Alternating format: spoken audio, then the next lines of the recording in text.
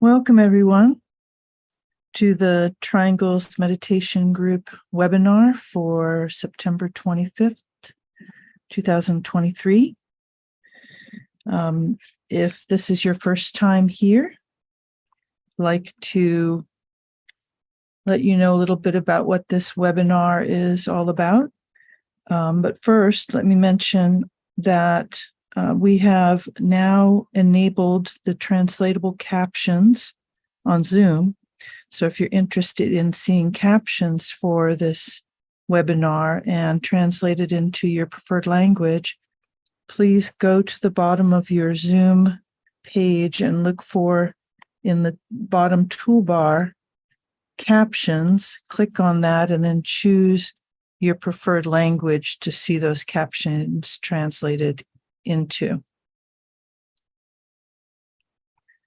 So again, welcome.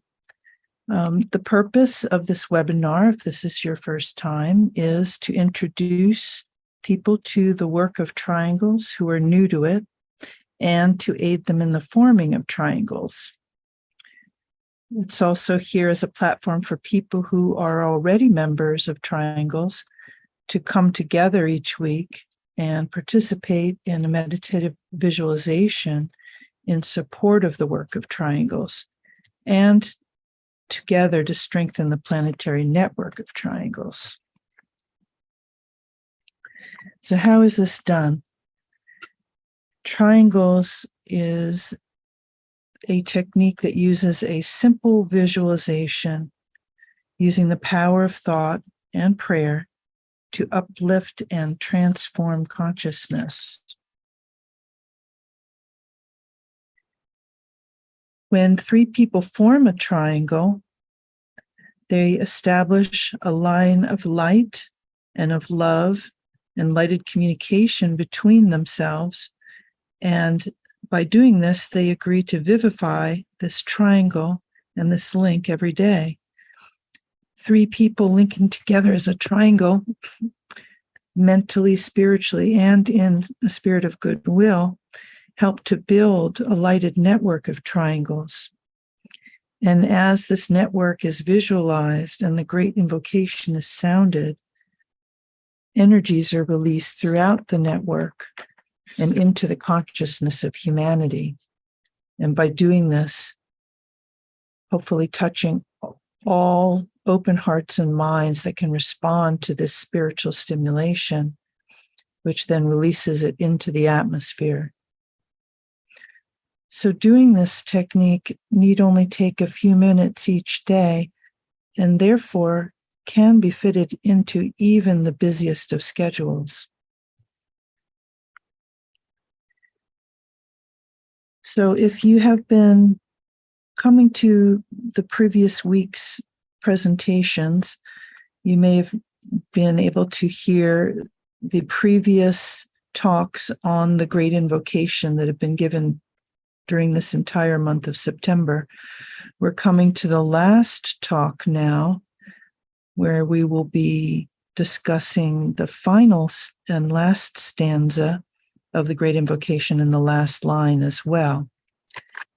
And we have two guests tonight, or today, that will be presenting their thoughts on this last stanza and last line.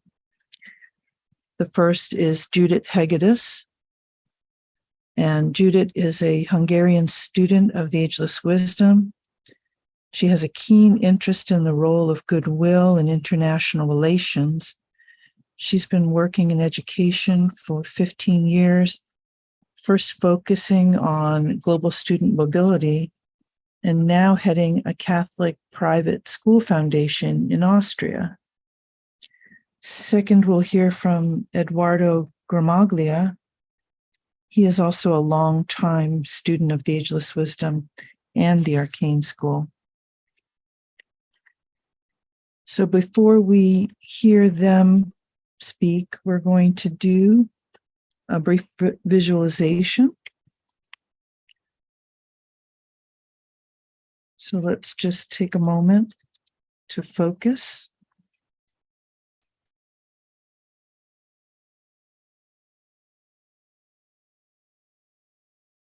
Visualize the planet as a sphere of lighted energy. Now visualize within that sphere a triangle. This is the triangle of the three primary planetary centers: Shambhala, the planetary head center; the spiritual hierarchy, the planetary heart; and humanity, the planetary throat center.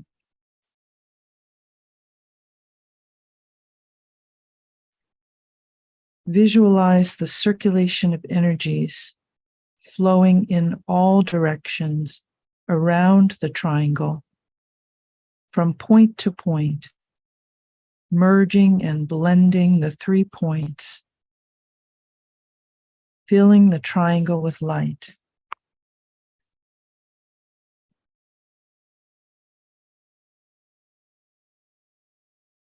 Now, superimposed upon that triangle, visualize a 5-pointed star. This is the star of the world teacher, linking east and west, past and future, radiating the energy of love, wisdom. At each point of the star, the sphere of his activity stands as an outpost of his consciousness, the 5 planetary centers.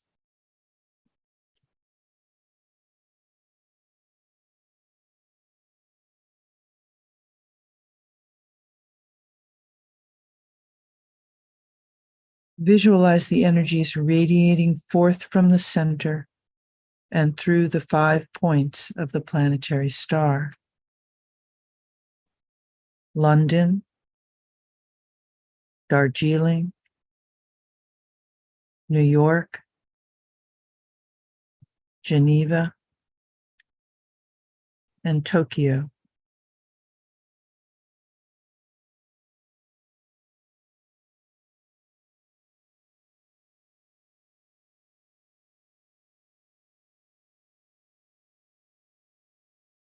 Visualize these outpouring energies enlivening small groups gathering everywhere, aiding them to focus and direct the energies into the consciousness of all humanity, solving its problems, creating right human relations, and restoring peace on earth.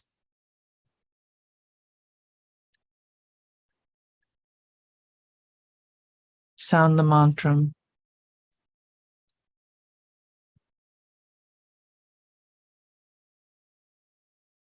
Radiance we are and power. We stand forever with our hands stretched out, linking the heavens and the earth, the inner world of meaning and the subtle world of glamour. We reach into the light and bring it down to meet the need. We reach into the silent place and bring from thence the gift of understanding. Thus with the light we work and turn the darkness into day.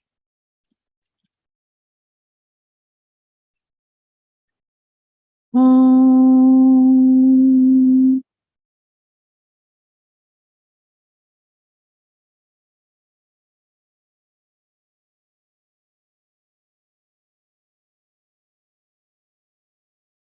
Om.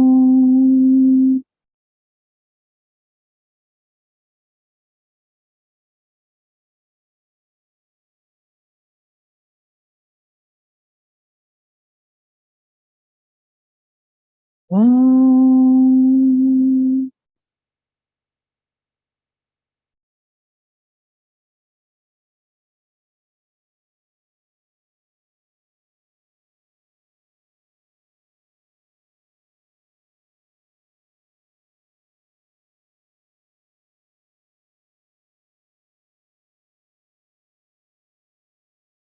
Okay.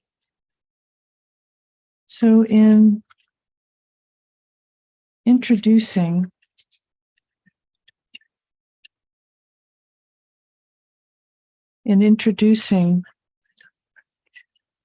this final section of the Great Invocation,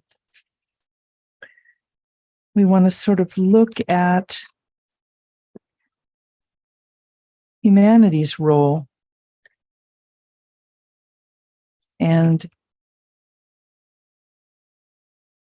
see what hierarchy is asking us to do. The Great Invocation is a formula,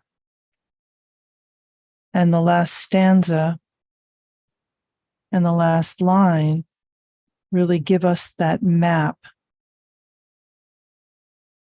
and show us the plan.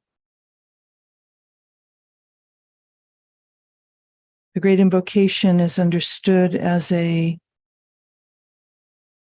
Aquarian invocation, an Aquarian tool for that work.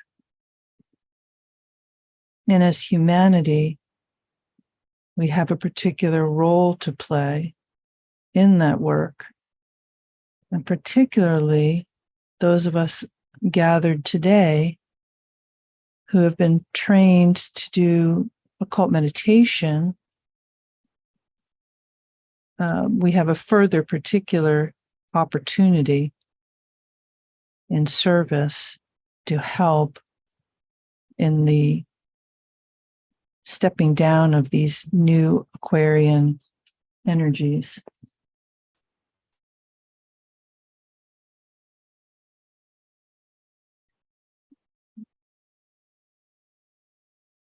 If you haven't had the chance to listen to the previous 3 Triangles webinars, you can find recordings of them on the Lucis Trust website or on our Facebook page or YouTube channel, because you may find that it would give you a very interesting overview and sort of progression of the thought that all of these wonderful speakers and presenters have been giving over the course of the month, and sort of help you develop your own thought about the Great Invocation as well.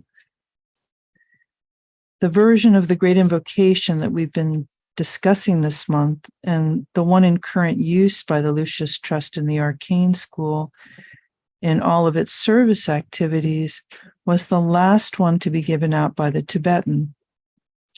It was given out to initiates and disciples near the conclusion of World War II to set that vision and that goal for the work of world redemption and restoration as set by hierarchy for humanity. The work of disciples, initiates, and millions of men and women of goodwill during the Great War led to the destruction of materialism's hold upon the consciousness of humanity. The work today now is of salvaging and rebuilding the shrine of human living according to that plan and under the influence of the incoming newer Aquarian energies. The first stanza of the Great Invocation focuses solely on humanity's role in the restoration of the plan. 4 important ideas are communicated: the race of men, the plan of love and light, the need to seal the door where evil dwells, and the need to restore the plan on earth. Some have found that the last stanza is controversial because it states the fact of evil and its need to be sealed by humanity. Each of these 4 ideas shed light on humanity's role in the plan. It was said by the Tibetan that the Great Invocation would rebuild the world utilizing the energy of the 7th ray to help in the manifestation of the new civilization along hierarchical lines and in alignment with the will of God for the Aquarian age. This work is through the use of sound and vibration, and the Great Invocation is a hierarchical tool of this work.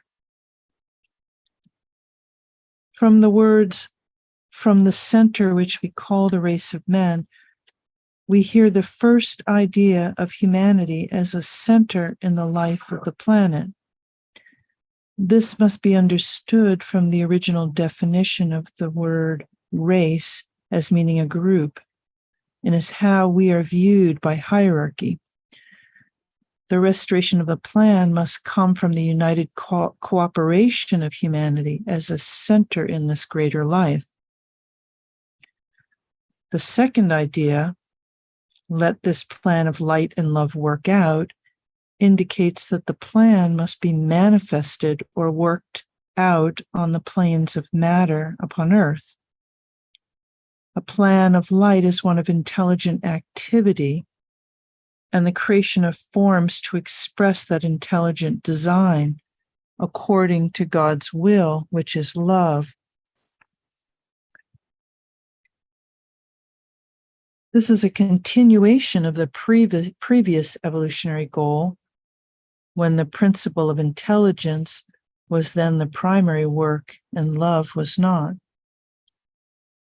The third idea, that humanity must seal the door where evil dwells, indicates that there is evil and that it must be sealed. Evil can be defined as that which no longer serves, or the good of the past. This offers a deep contemplation on the meaning of evil in the universe of a loving God. The door is humanity's spiritual development, with the solar plexus center as the root of its material desires, and must be transmuted into the selfless love of the heart center. The last idea is stated, "let light and love and power restore the plan on earth." The quality of power as it applies to the plan must be restored. Power as vision and the will as a directing force in alignment with God's will must be used by humanity. The plan which was once known must be restored before the work of the Aquarian Age can be accomplished. From these four ideas, we are given a roadmap to the work humanity must accomplish for the Aquarian Age, that of right human relations and group consciousness, to manifest the plan on Earth. Humanity as the throat center and the creative aspect of the planetary life must make it manifest. Those of us learning to work more subjectively through the Triangles Meditation group are wielding the power of visualization as the ajna center of the planetary life.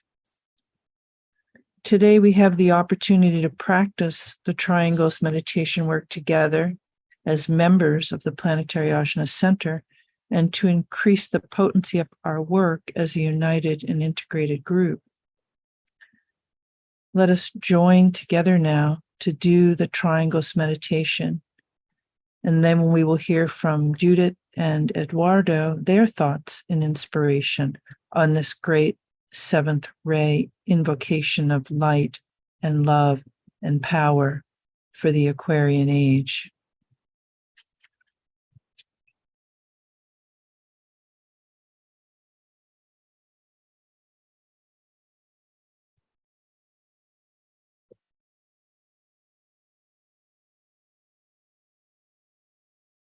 Stage 1, integration as a group.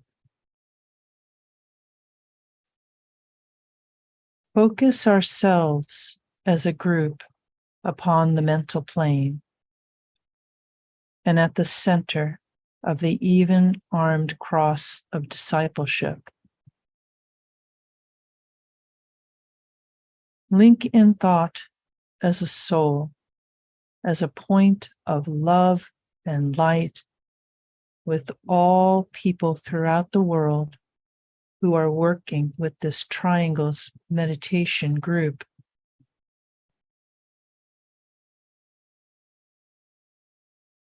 In the center of all love, I stand. From that center, I, the soul, will outward move. From that center, I, the one who serves, will work. May the love of the divine self be shed abroad in my heart, through my group, and throughout the world.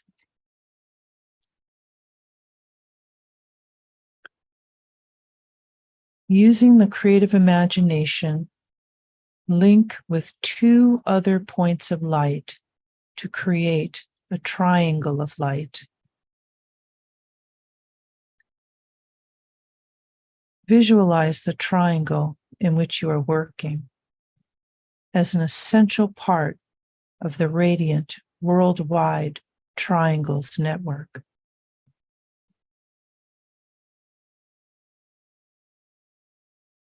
Hold the consciousness immersed within the light of the group's soul, the heart of love, which underlies and infuses the network.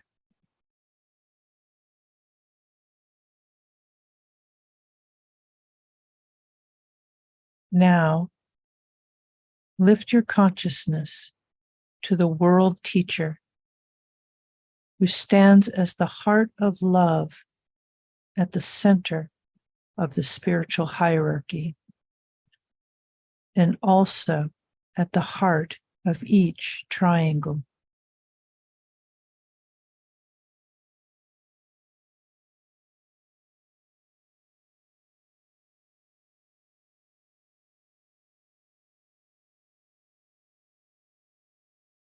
Hold the group mind open and receptive to this inpouring energy of love.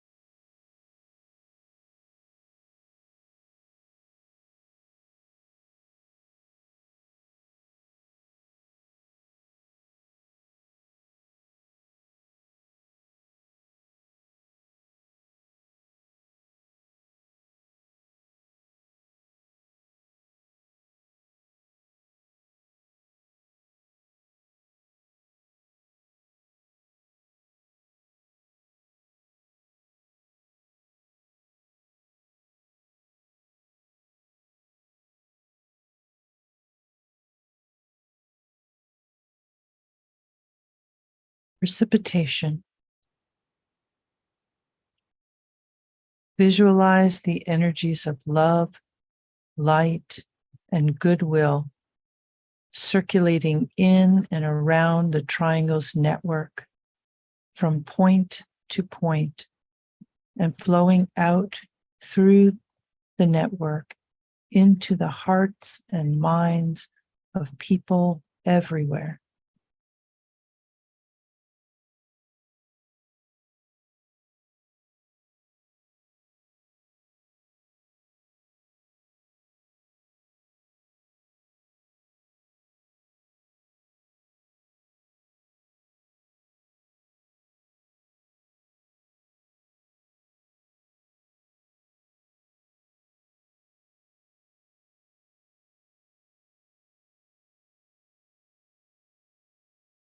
Visualize these energies unifying and eliminating all divisions within humanity, healing and transforming human consciousness, and establishing right human relations.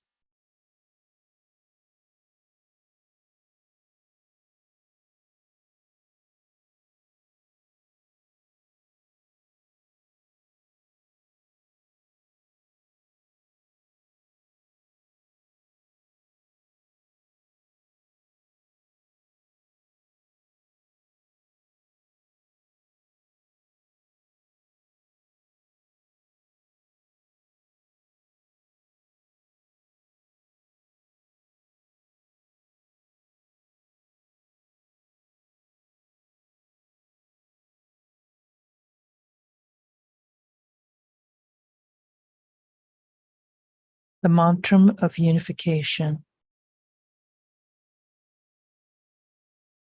The sons of men are one, and I am one with them. I seek to love, not hate. I seek to serve and not exact due service. I seek to heal, not hurt. Let pain bring due reward of light and love. Let the soul control the outer form and life and all events, and bring to light the love that underlies the happenings of the time. Let vision come and insight. Let the future stand revealed. Let inner union demonstrate and outer cleavages be gone. Let love prevail. Let all people love.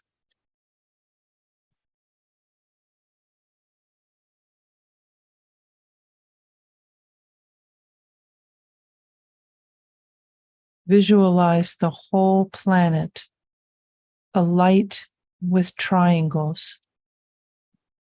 See new triangles being formed everywhere.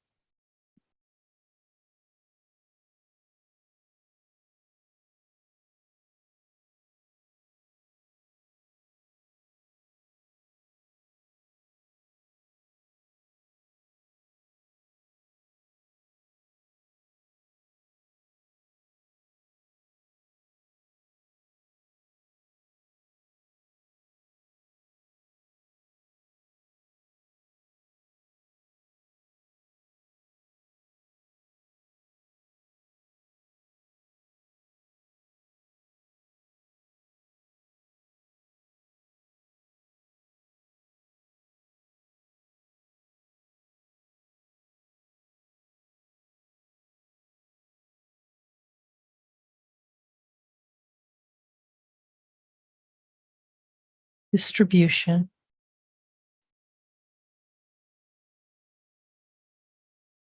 Sound the Great Invocation, silently or aloud, and as you repeat each stanza, visualize the network acting as a link between the world of spiritual realities and humanity, and as a channel through which light and love and divine purpose flow into human consciousness.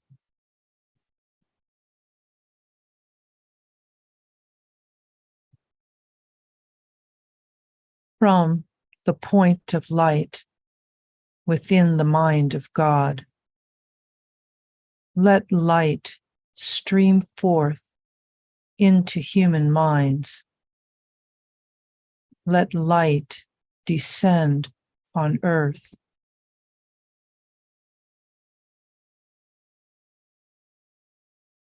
From the point of love within the heart of God, let love stream forth into human hearts. May the coming one return to earth.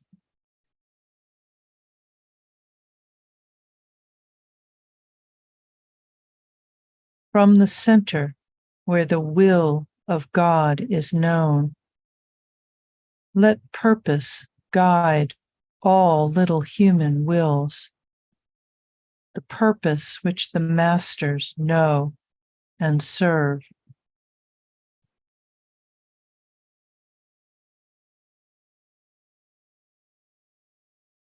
From the center which we call the human race, let the plan of love and light work out, and may it seal the door where evil dwells.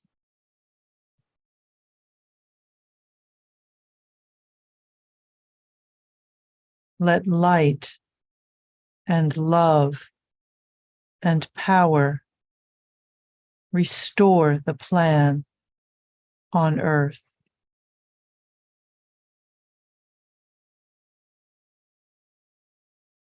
Om.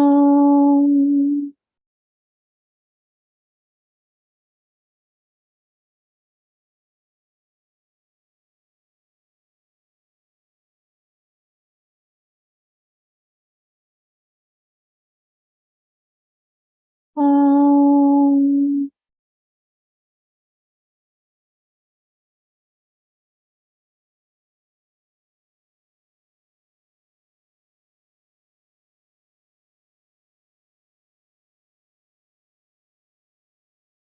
Om.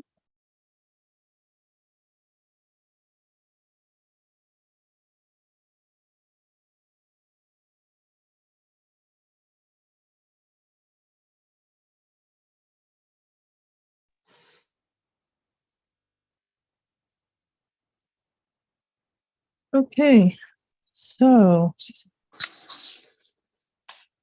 all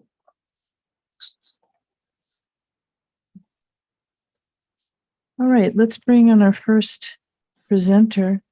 Judith, are you there? I'm here. Thank you so much, Maya. You're welcome. So Judith, let's go ahead. We'd like to hear what you have to say about the first stanza. Thank you so much. Let me start with repeating just that, the fourth stanza and the last line. From the center, which we call the race of men, let the plan of love and light work out, and may it seal the door where evil dwells. Let light and love and power restore the plan on earth. Thank you so much for this opportunity to continue on the heels of the wonderful talks we've had the past 3 weeks. While the first 3 stanzas relate to light, love, and the will, embodied by the first 3 rays, the fourth stanza is focused on humanity, as Maya already mentioned it. Humanity itself, the center, which we call the race of men. The second line of the stanza, let the plan of love and light work out, is establishing the firm anchoring of humanity to hierarchy from the point of view of humanity. When thinking about this connection, I always envision a light-filled line of love and light connecting the two, hierarchy and humanity. It is affirming a demand to recognize and commit to fulfill the higher spiritual possibilities of humanity by aligning it with the hierarchy and its plan. In essence, it is calling for all of us, members of humanity, to recognize the true calling of humanity, bridging those below with those above. All of us have been walking towards understanding that we really are human beings with divine destinies. Some of us already do understand it and consciously serve the plan. All others are still on the way, and our mission will have been completed when the last person has redeemed themselves. To let the plan of love and light work out is taking on a very significant responsibility, although I think grammatically the line implies a certain passive approach. We're just letting something happen to us. All of us human beings share in this responsibility, but those consciously serving the plan already play a very important role. But what does letting the plan work out actually mean? It means choosing the service of the whole consistently, actually always, over separatist plans and ideas, persevering spiritually in the face of challenges, and choosing the higher over the lower, becoming whole and recognizing the wholeness of our fellow human beings. Humanity's soul ray is the fourth ray of harmony through conflict. And I would like to speak a little bit about this in this context, and also about the personality ray, the fifth ray of concrete knowledge. This provides important information for the above mentioned action of letting the plan of love and light work out. The fourth ray implies we eventually will arrive at beauty and harmony, but only through the working out of conflicts and arriving at solutions after we solve these conflicts. We will face stress tests as humanity, but we have no option but to keep working towards solving these problems if we want to stay true to our soul. I think it's very important to mention that conflicts should be seen as something to work through and solve, and not somehow proof that humanity cannot be redeemed or it's somehow insufficient. Actually, let's love conflicts because they are a chance for us to practice our soul by solving them. Only spiritually hard-won harmony is sustainable. Needless to say, we all know humanity now is facing a series of very serious crises. We can only solve these conflicts together as one humanity. The personality ray, the fifth ray, implies needing to use the power of discriminating choices, intelligently presented, to gain knowledge. This we do through living our experiences and never forgetting our divine destiny. The fourth ray of harmony through conflict is coming stronger into manifestation in a year or two, I believe in 2024. So we can expect more crises, but at the same time, stronger energies to aid us in solving them and creating harmony as a result. We just need to remember not to get stuck at conflict, which is the lower expression of the fourth ray, but focus on the higher. Peaceful resolution of conflict, blending together opposing dualities, intuition, creative artistry.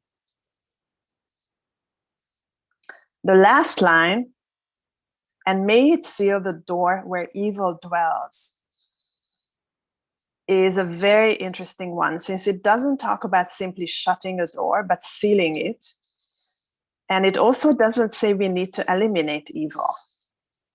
But what is actually evil? Why can't we fully extinguish it? There is planetary evil and cosmic evil, forces that we as human beings do not actually control. And I think this is what the last line of the fourth stanza is referring to. They're hiding behind the door, always. It is quite possible that we cannot really talk about evil in connection with humanity in this sense.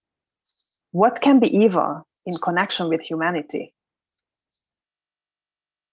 I think human beings can produce evil by hanging onto beliefs and ideas whose time had long passed, by being selfish and materialistic, and caring about ourselves only at the expense of others, by choosing separatism over unity and oneness. When we do these things, which we can call evil with a small e, through our actions, we open the door for the planetary and cosmic evil forces. This happened in the 1930s in Germany. After the Allied forces' victory in World War II in 1945, this door got closed mostly, but it was left a bit ajar. And right now, evil with a small e can potentially creep back in, and therefore letting other types of evil with a capital E in.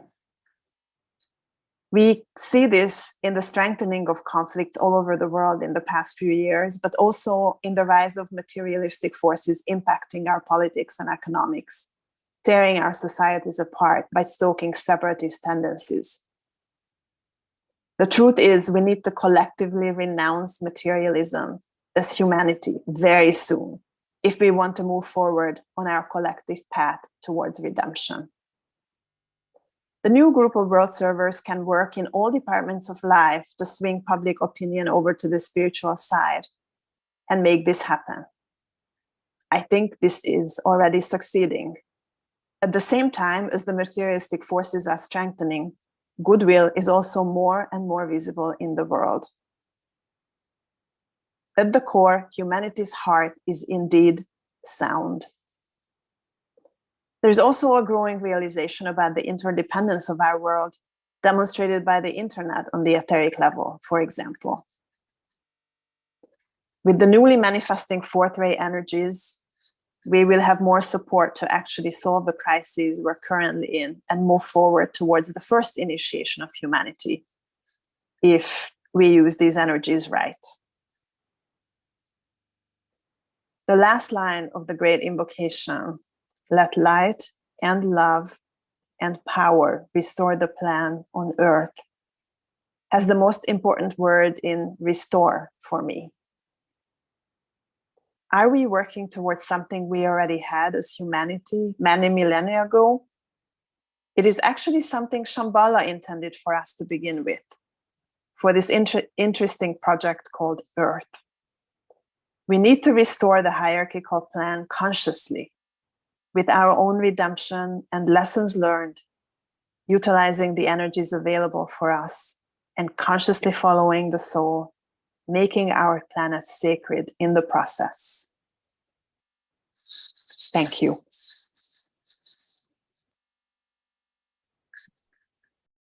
Thank you, Judith. That was very interesting and illuminating. I really appreciated you bringing in the idea of the rays, the different rays and their qualities. I think it's very important. It's like a new language that we have to learn so that we can work more effectively with the energies.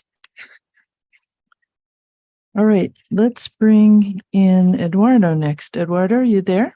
Yes, I'm here. Can you hear me? Yes, thank you. Great. Please, we're ready to hear you. Thank you, Maya and Judith, for the wonderful thoughts you shared with the group. So let us continue with our reflection of the last lines of the Great Invocation. You may have noticed that this ancient mantra does not view mankind as a multitude of separate units, but as a center of consciousness, and therefore with the mission of distributing love and light as expressions of will.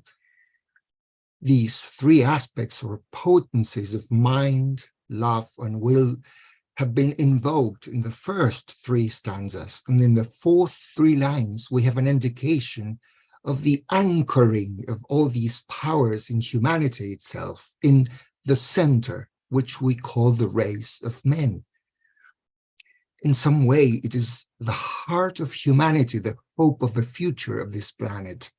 It is humanity's task, an immediate goal, to truly express all divine qualities in time and space. At this critical moment of human history, it is humanity in whom can love be truly born, intelligence correctly function, and the will of God demonstrates its effective goodwill. The phrase which we call has interesting implications. It is not our prejudiced and biased understanding of what humanity is or should be what is here referred to, but that one consciousness with a definite role within the plan, namely humanity as the great beings, the masters, see it. We call this center the human race, but from a higher perspective, we are indeed a spiritual hierarchy on the level of the soul. This plan calls mankind to the expression of the love of the soul and challenges all human beings to become centers of distribution of that light, to let the light shine.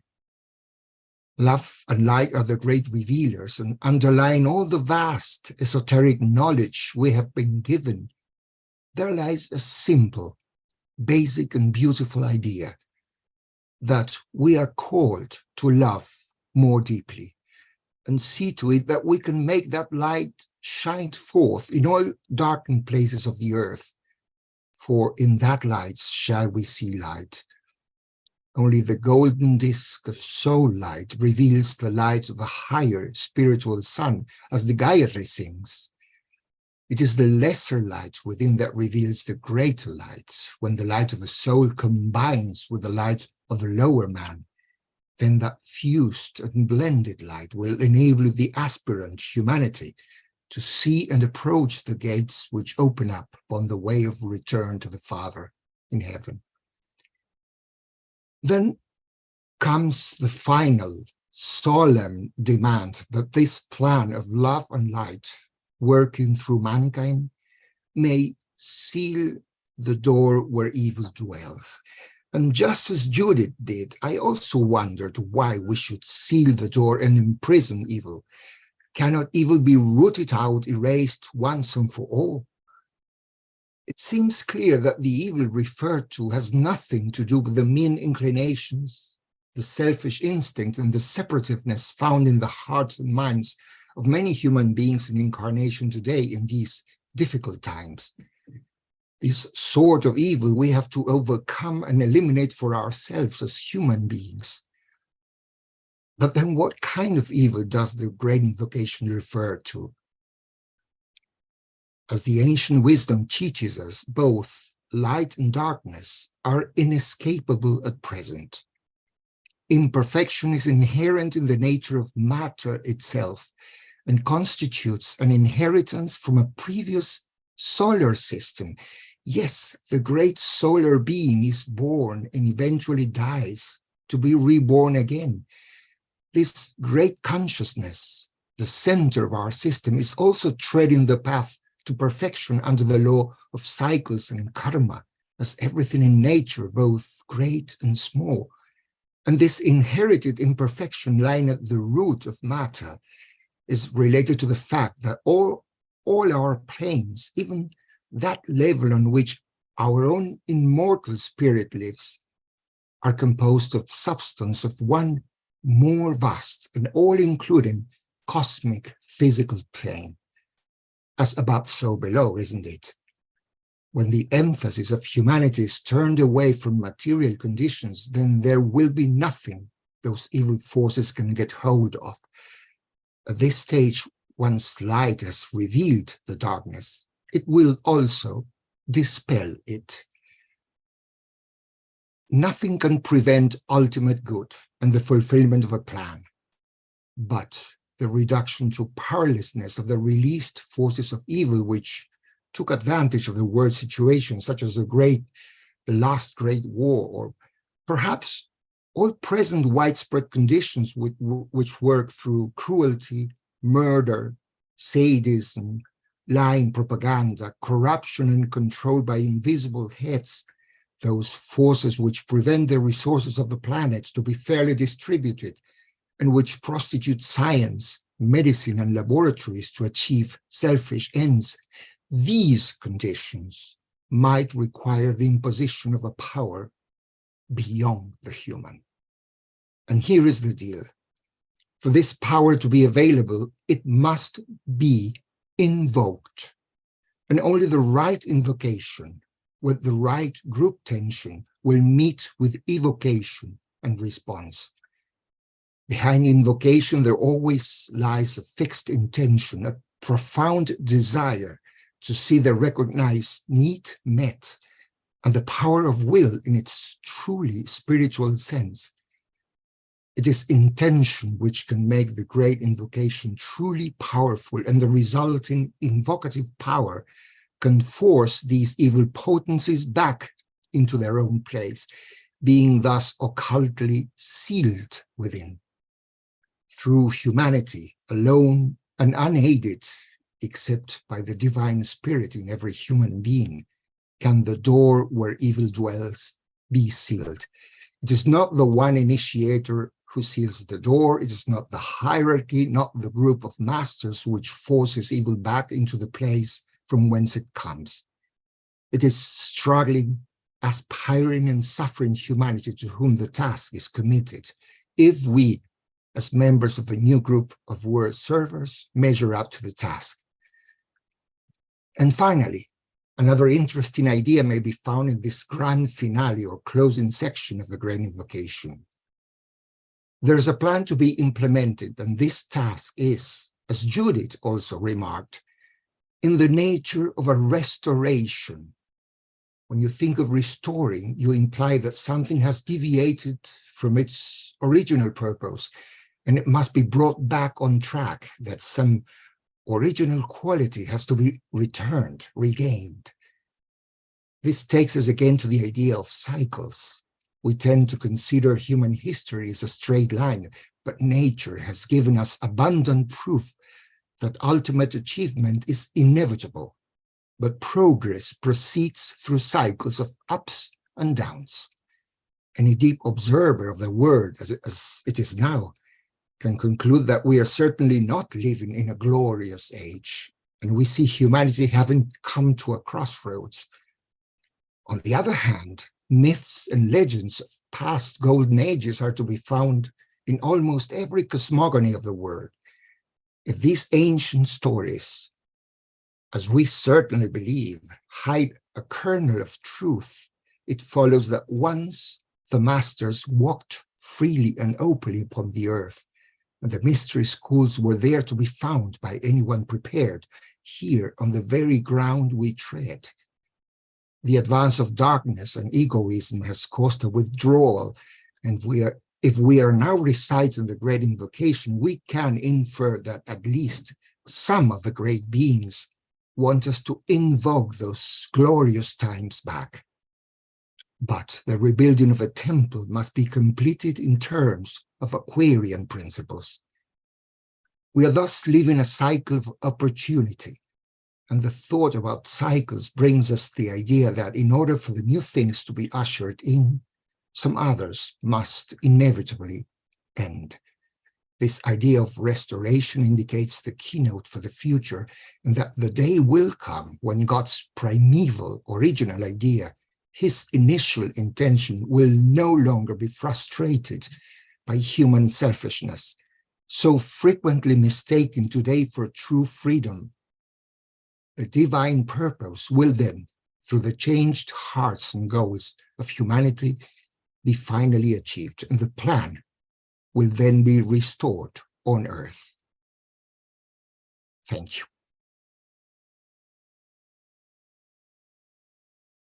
Thank you, Eduardo. Thank you for being willing to talk more about evil. I think sometimes people are afraid of that word or what that means, and being able to really understand something, you have to look at it and really see it for what it is. All right, so now we've come to a time where we may be able to have some people come in who have their hand raised. If you have a comment you'd like to make or a question to any of the presenters, or maybe somebody in the chat. Anybody's hand raised?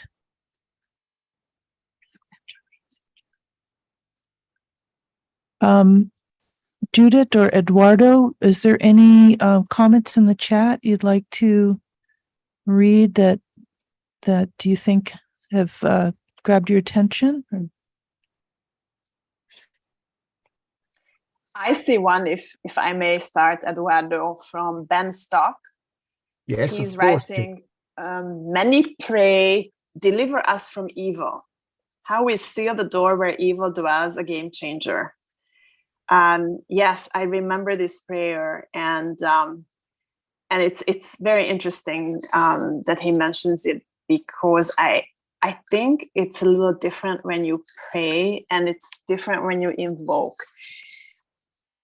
I think when we say we seal the door where evil dwells, I think both of us, Eduardo and I, both talked about how human selfishness actually opens this door, or can open this door.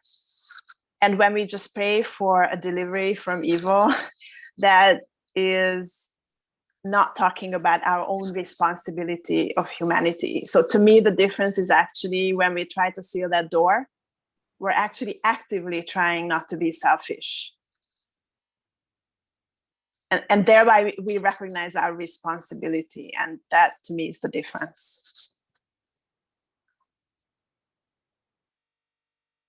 I think I agree with you, Judith. You know, we're living in such a powerful time of, being able to, let's say, see the Earth from outer space for the first time as a whole intact planet, or these ideas that now we can hear from other people on other sides of the world instantaneously. It's creating such a powerful effect of understanding that we are one humanity and one planet, and really building in that new consciousness.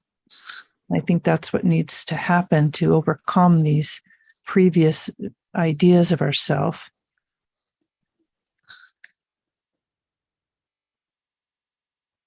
Here's another very interesting one here in the chat.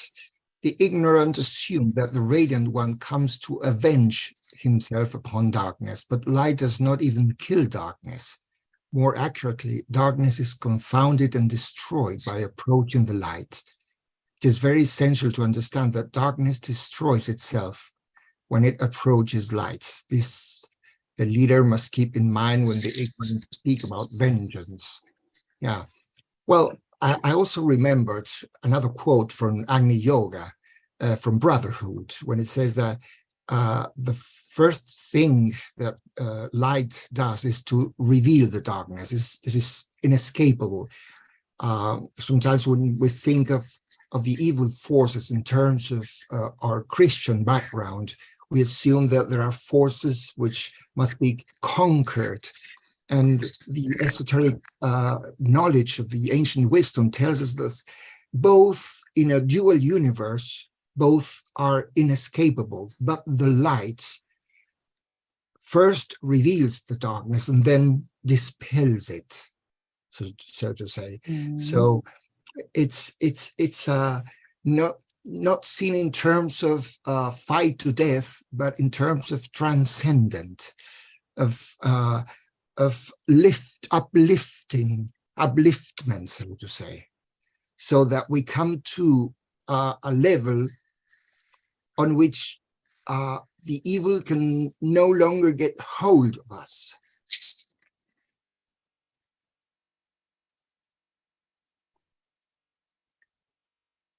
That reminds me of, the fact that in the meditations that we practice in the Arcane School, and also many other Ageless Wisdom meditation practices, really concentrate on developing the perspective of the observer, and that we are not the temporary karma that is being worked out.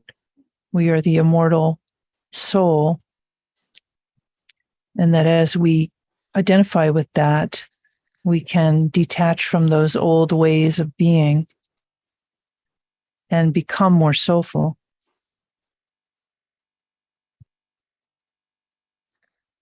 I wholeheartedly agree. That has to do with identification, what we identify with.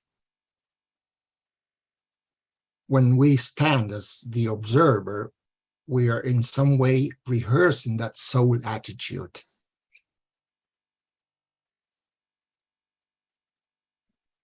Unfortunately, we've come to the end of our time. So thank you, Judith and Eduardo, for your presentations. They were very illuminating. And now we're going to just do a brief visualization of the network of golden triangles. So again, let's take a moment.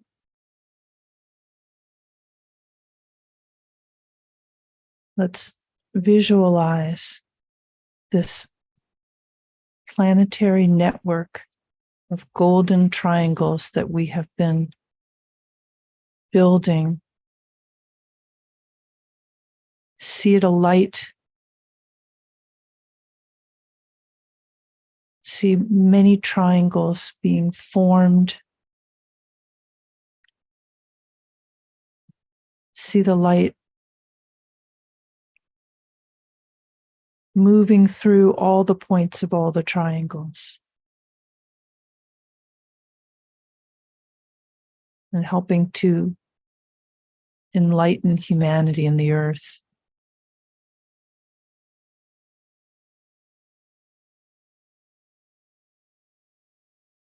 Om.